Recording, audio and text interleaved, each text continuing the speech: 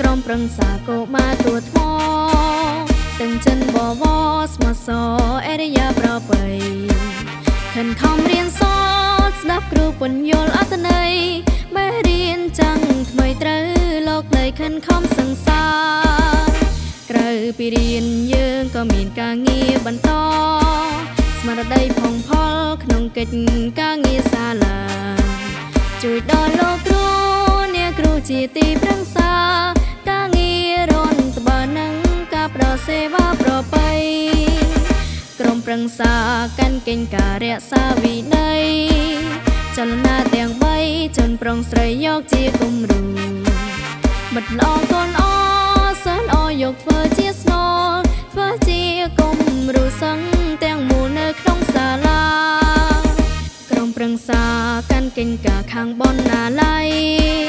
រៀបចំលោកល័យសម្ភារខំស្វ័យសង្សារប្រាជ្ញាបន្ថែមដើម្បីបង្កើនប្រាជ្ញាស្វែងរកឯកសារពីភាសារកដំណោះស្រាយ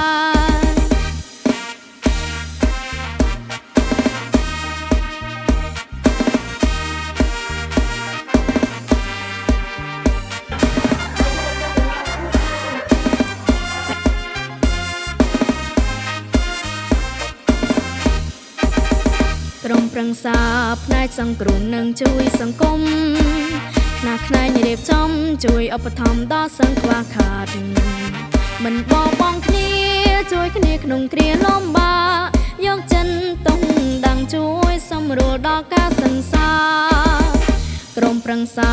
កាន់កិច្ចការខាងបញ្ញរិដ្ឋានរក្សាឲ្យបានបរិស្ថានខៀវខ្ចីមានថង់ប្លាស្ទិក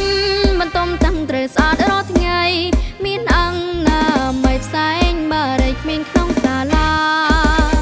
ក្រុមសំសាយត្រូវកកាយរកនៅព័ត៌មាន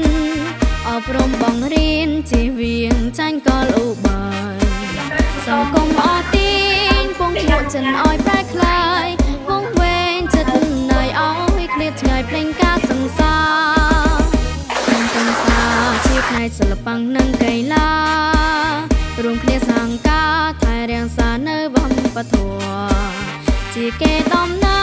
លដែលដូនតាខ្មែរបន្សល់កូនខ្មែរត្រូវខ្វល់ត្រូវការពារកុំឲ្យបាត់បង់